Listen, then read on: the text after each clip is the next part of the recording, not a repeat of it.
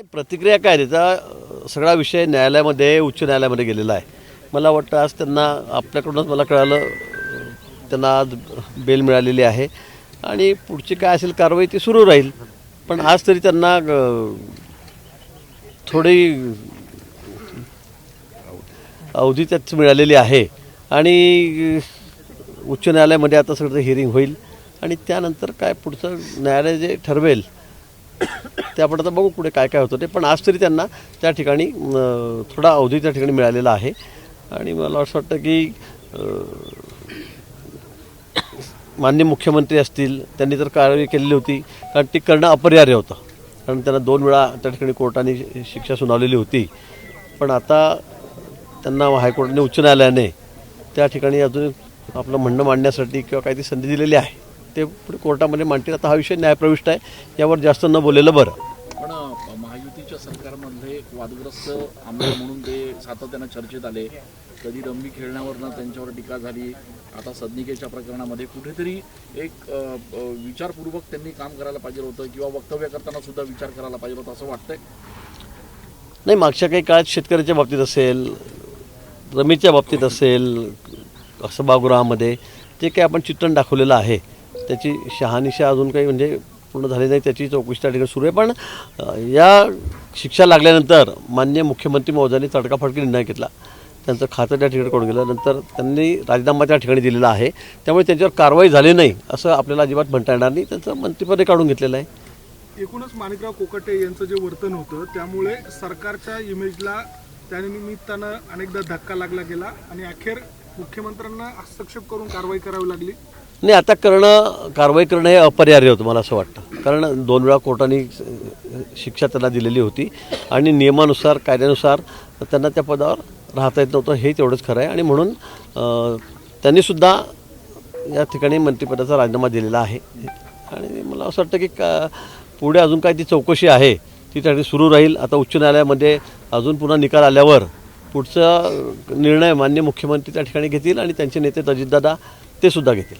पण यामध्ये विरोधकांकडनं वारंवार असं सांगितलं गेलं की सत्ताधारी आहेत म्हणून पाठीशी घालण्याचा प्रयत्न झाला. सुनील केदार असेल किंवा राहुल गांधी असेल किंवा अन्य लोकप्रतिनिधींची उदाहरणं देण्यात आली ज्यामध्ये त्यांच्यावर तात्काळ कारवाई झाली, त्यांचं पद काढून घेण्यात आलं. माणिकराव कोकाट्यांना एवढं पाठीशी घालण्याचं नेमकं कारण काय? नाही, मला वाटतं काही विषय स्पष्ट असतात, काही विषय अस्पष्ट असतात आणि म्हणून मला असं वाटतं की ते शहानिशी झाल्याशिवाय लगेच मंत्रिपद काढून घेणं किंवा आमदारकीचाच राजीनामा घेणं किंवा त्यांना त्या पदावरून काढणं हे मला वाटतं की योग्य होणार नाही. आणि म्हणून मला असं वाटतं की विषयाचं गांभीर्य किती आहे हे बघून त्या ठिकाणी निर्णय होत असतात. मला वाटतं यांची चौकशी, माणिकरावांची चौकशीसुद्धा या बाबतीमध्ये सुरू आहे. आता खालच्या कोर्टाने निर्णय दिला, परत जिल्हा कोर्टाने त्या ठिकाणी निर्णय दिला आणि त्यामुळे त्यांना मुख्यमंत्रीपदाने तर पदावरूनच काढून टाकलेलं आहे. त्यामुळे कोणालाही पाठीमागे घालण्याचं अजिबात कारण नाही. भाऊ, उद्धव ठाकरेंनी आज एक टीका केली आहे की 2 मंत्री गेले, आता 3ऱ्या मंत्र्यांची वर्णी लागणार आहे. म्हणजे अगोदर धनंजय मुंडे, आता माणिकराव कोकाटे आणि 3रा मंत्री पण घरी जाणार आहे असं उद्धव ठाकरेंचं म्हणणं आहे. ठीक आहे, त्यांनी करत राहावं त्यांचं काम. त्यांनी काय अजून काय असतील, कोणाचे पुरावे असतील, काय असेल ते त्यांनी द्यावेत. तसं काही खरंच काही फार ठोस पुरावे असतील किंवा कोणाची फार मोठी चूक असेल तर मला वाटतं त्याच्यावर कारवाई होईल. कारवाईला कुठेही मुख्यमंत्री महोदय किंवा आमचं शासन मागे पुढे पाहणार नाही. कोणाची त्या ठिकाणी चूक असताना त्याला वाचवण्याचा प्रयत्न आमचे अजिबात नाही आहेत. आणि तुम्हाला दिसतंय या 2-3 प्रकरणावरून मी सगळ्यांवर कारवाई करतो. या सगळ्या दरम्यान साताऱ्यातल्या प्रकरणाशी होता उपमुख्यमंत्री एकनाथ शिंदे यांच्यावर त्यांचा रोख होता. नाही, त्यांचा रोग तिकडे असणारच आहे.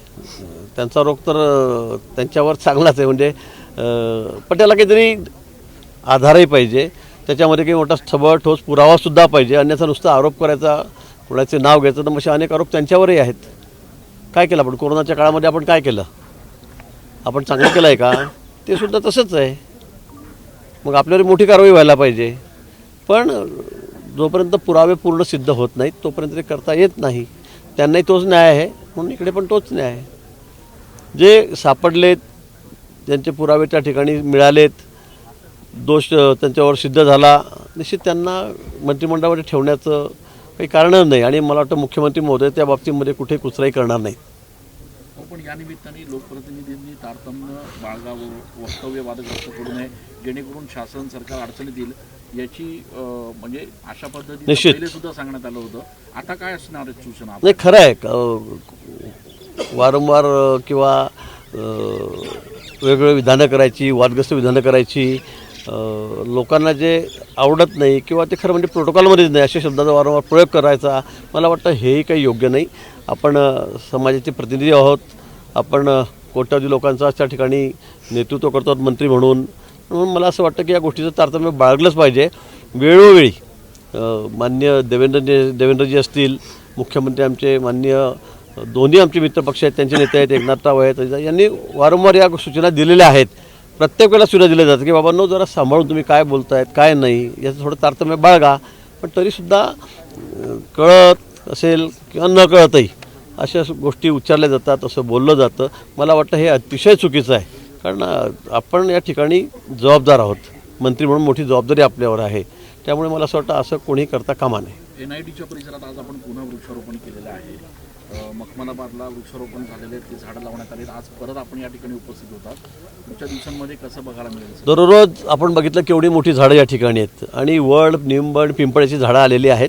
ती आधीच आलेली होती या ठिकाणी आणि इथे खड्डे केलेले होते. आज मी नाशिकमध्ये आलो म्हणून विद्यार्थ्यांनी सगळं हे 10 भाग दत्तक घेतलेलं आहे आणि म्हणून ते कसे झाडं लावत आहेत काय करतायत हे बघण्यासाठी आम्ही या ठिकाणी आम्ही कुठली झाडं या ठिकाणी लावलेली नाही. पण आता विद्यार्थी असतील महाविद्यालयाचे, विविध संघटना असतील, NGO असतील, अनेक संस्था या ठिकाणी आहेत नाशिक शहरामध्ये.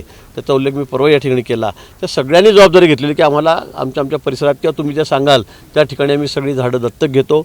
एक पेड़ माँ के नाम म्हणून आमचंही नाव लिहितो या ठिकाणी, आमच्या आईचंही नाव लिहितो आणि याची सगळी सांभाळण्याची जबाबदारी आमची आहे. त्याला पाणी घालण्यापासून, याला खत घालण्यापासून, याचं संवर्धन करण्यापासून ही सगळी जबाबदारी आमची आहे आणि आता ती सगळी नाशिककरांनी स्वीकारलेली आहे. हे कुठे शासनाचा कार्यक्रम नाही राहिलेला, हा कुठल्या पक्षाचा कार्यक्रम नाही राहिलेला, हा मंत्री म्हणून आमचा कार्यक्रम नाही राहिलेला. तर आता सर्व नाशिककरांनी झाडं लावण्याची जबाबदारी घेतलेली आहे. फक्त झाडं पुरवण्याचं काम आम्ही CSRमधून आम्ही करतो आहोत. आणि म्हणून मी सांगितलं की आता बघितलं तुम्ही झाडं आता कसं दिसायला लागलं, म्हणजे पुढच्या वर्षी एक पावसाळा खाल्ल्यावर इथे सर्व वनराईच होईल. ही सगळी झाडं 5-5, 6-6 वर्षाची आहेत. तुम्ही बघा वडाची झाडं अशी बरेच स्टंप असलेली झाडं आहेत. मशीन सगळे सुरू आहेत, टँकर या ठिकाणी सुरू आहेत आणि 2 वर्षामध्ये, वर्षभरामध्ये कुंभमेळ्याच्या वेळेला तुम्ही जर या ठिकाणी आलाल तर मस्त दाट वनराई तुम्हाला झाली दिसेल. बाजूला मोर आहेत, इतके पक्षी या ठिकाणी आहेत. मला वाटतं सुंदर असं वन या ठिकाणी तयार होईल आणि ज्या ज्या ठिकाणी जागा आहेत महापालिकेच्या असतील, शासनाच्या असेल, या सगळ्या ठिकाणी आम्ही झाडं लावणार आहोत. मी 15,000 सांगितली आहे. मी आता ठरलं आहे 15,000 लागो का 25,000 लागो का 40,000 लागो. ही सगळी झाडं CSRमधून आम्ही या ठिकाणी देणार आहोत. मोठ्या उद्योजकांना, व्यापाऱ्यांना आम्ही त्या ठिकाणी विनंती करणार आहोत आणि त्यांच्याकडून डायरेक्ट चेक तिथल्या नर्सरीचा घेणार आहोत, हैदराबादच्या, आंध्र प्रदेशमधल्या, आणि ती झाडं इथं मी लावतो. आता दररोज एका दिवसात 2-2 ट्रक झाडं या ठिकाणी येत आहेत. आपणच बघतात किती मोठी झाडं या ठिकाणी आहेत, कशी झाडं आहेत ते, आणि अतिशय सुंदर अशी झाडं, मोठी झाडं या ठिकाणी आम्ही लावतो. महापालिकेच्या काही अधिकाऱ्यांना देखील आपण परवाच्या दिवशी झापलं, ज्यावेळेला आपण बघितलं की ते खड्डे बरोबर नाही आहेत, कशा पद्धतीनं काय सूचना आहेत? मला वाटतं आपण एवढ्या लांबून इतकी महागाची झाडं आणतोय तर ती तशी लागली गेली पाहिजे. म्हणजे तुम्ही बिल्लासभर खड्डा करायला तर एवढ्या मोठ्या झाडाला 20 फुटाच्या, 18 फुटाच्या, 15 फुटाच्या झाडाला, तर हे काही योग्य नाही. ते झाड, ते खड्डा नीट झाला पाहिजे 2.5-3 फुटापर्यंत, 3 फुटापर्यंत तरी. त्यात खत टाकलं गेलं पाहिजे, त्याच्यामध्ये काहीतरी केमिकल असतात ते टाकले गेले पाहिजेत खालती, त्याला उधळी लागू नये, कीड लागू नये म्हणून. मला असं वाटतं हे सगळं झालं पाहिजे. पण नुसतं करायचं म्हणून एक फावडं मारलं JCBने चाललं पुढे आणि ते 3-3 फुटावर, 4-4 फुटावर. आता वडाचं झाड किती मोठं होतं, तर 50 फुटाचा परिसर ते व्यापत असतं. आता तुम्ही जर 5-5 फुटावरती झाडं लावली, मला वाटतं हे काही योग्य नाही आहे. म्हणून मी म्हटलं फक्त असं नावाला झाडं वृक्षारोपण करू नका. जसं काही वृक्षप्रेमी म्हणतात की दरवर्षी तुम्ही सांगता मी झाडं लावले, एवढे लावले, तेवढे आले नाही. पण मी तुम्हाला सांगतो या 15, 20, 25 हजारातलं एकही झाडं मी मरू देणार नाही. समजा तुम्हाला वाटलंच महिनाभरात त्याला शॉक लागला येताना की ट्रान्सपोर्टिंगमध्ये काही धक्का लागला, ते आम्ही तात्काळ त्या ठिकाणी महिनाभराने त्याची वाट बघू हिरव्या पाल्याचं येतं का, नाहीतर आम्ही दुसरं झाड त्या ठिकाणी लावू. पण आम्ही सगळीची सगळी 100% झाडं या ठिकाणी जगवणार आहोत. पण मला वाईट दुःख याचंच वाटतं की जे लोक तिथे वृक्षाला चिटकत होते, आम्ही एवढं आवाहन करून त्यांना सांगून इथे कोणी झालेलं नाही. म्हणजे फक्त त्यांना वृक्ष लावायमध्ये इंटरेस्ट नाही आहे, काहीतरी डिस्प्यूट तयार करायचा याच्यावरच इंटरेस्ट दिसतो आहे. नाही तर ते इथे आले असते. आता आम्ही एवढ्या ठिकाणी एवढे झाडं लावतो आहे, सगळे विद्यार्थी लावत आहेत, नाशिककर लावत आहेत, पण कोणीच नाही. ते आमचे मित्र गायकवाड जर सोडले तर इथे कोणी येऊन बघत नाही आहे. तुम्ही काय लावताय, काही सूचना, मार्गदर्शन, तुम्ही जर एवढे वृक्षप्रेमी आहात तर कमीत कमी मला मार्गदर्शन तर करा. सांगा की बा हे चुकतं आहे, हे असं करा, तसं करा, हे झाड इथे लावा, तिथे लावा, अंतर एवढं घ्या, तेवढं घ्या, की आम्ही सांभाळतो, काही जबाबदारी घेतो. पण काही मंडळी फक्त इतकी बोलबच्चनगिरी करते म्हणजे मला समजत नाही. काही लोक तर इथे काय किती घाणघाण बोलत आहेत. मोदींपासून ते सुरुवात करत आहेत बोलायला, साधू संतांवर वाटेल तसं वक्तव्य करतायत. मला वाटतं म्हणजे त्यांचं प्रेम हे झाडांवरचं मला असं वाटतं की वेगळे दिसत आहे. 15-20 झाडं लावलं होतं आम्ही. पण तुमची बघणं याची जबाबदारी नाही. सगळे साधू संत म्हणतो सगळे झाडं लावत आहेत. शाळेचे कॉलेजचे विद्यार्थी झाडं लावत आहेत. पण तुम्ही या ठिकाणी येऊन ढुंकून बघायलाही तयार नाहीत. आम्ही तुम्हाला आमंत्रण देऊन सुद्धा. म्हणजे आता तुमचं कोणतं वृक्षप्रेम आहे मला हेच कळत नाही. भाजपकडून नाशिकमध्ये सोबाळ्याची निवडणूक लढवण्याची तयारी सुरू करण्यात आलेली. सुनील केदार यांनी असं सांगितलेलं आहे, पदाधिकारी आणि कार्यकर्त्यांची इच्छा आहे 2017 प्रमाणे नाशिक महानगरपालिकेची निवडणूक ही स्वतंत्र लढवली. मला असं वाटतं आमच्याकडे जिल्हाध्यक्षांना असं कुठले अधिकार दिलेले नाहीत. त्यांनी कार्यकर्त्यांची भावना व्यक्त केली असेल की कार्यकर्ते म्हणतायत म्हणून, पण असं आमचं कुठे ठरलेलं नाही. आम्ही आमच्या नेत्यांनी सांगितलं आहे, वरतून देवेंद्रनी सांगितलं आहे, रवी चव्हाण यांनी सांगितलेलं आहे की आम्ही निवडणूक ही युतीमध्ये लढवणार आहोत. अजून आमची बोलणीची पहिली फेरी सुरू झालेली नाही. कालच कॅबिनेटला प्रवासताना शिंदेसाहेबांचं माझंही बोलणं झालं, दादा भुसेंचं माझंही दूरध्वनीवरून बोलणं झालं. आम्ही लवकरच आज उद्यामध्ये या ठिकाणी बैठक करणार आहोत आणि आम्ही वाटाघाटीला सुरुवात करू. नंतर त्यात काय होईल मग तो नंतरचा विषय आहे. पण आता आम्ही ठरवलेलं की युतीमध्ये लढायचं आहे आणि त्याप्रमाणे तर मुंबईपासून तुम्ही बघतात, ठाण्यापासून बघतात, ती सुरुवात झालेली आहे. त्यामुळे इथे की नाशिकला वेगळं असेल असं मला काही वाटत नाही. पण त्यांनी केदारांनी कार्यकर्त्यांची भावना सांगितली असेल. आमच्याकडे कार्यकर्ते खूप आहेत, अगदी तोलामोलाचे आहेत. त्यामुळे सगळ्यांचा आग्रह आहे की बाबा मग आमची संधी जायला नको आणि म्हणून त्यांनी आपली इच्छा प्रकट केली असेल.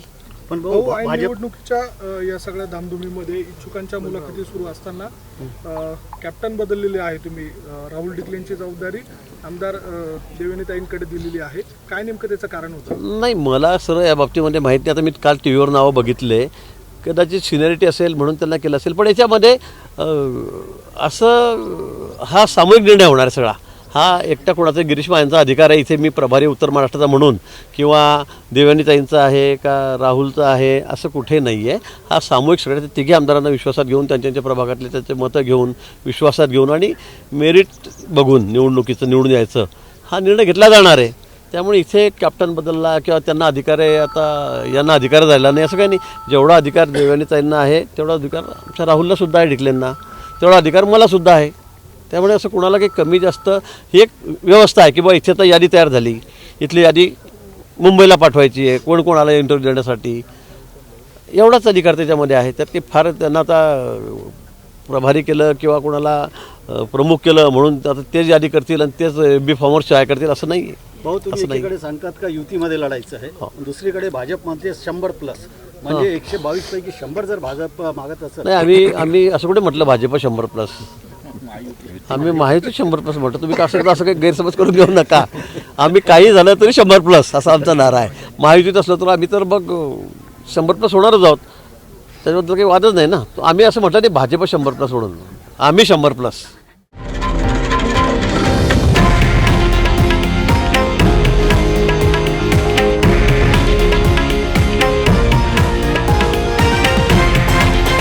हे आहे देशातील नंबर 1 न्यूज नेटवर्क आणि आपण पाहत आहात TV9 मराठी, एकमेव.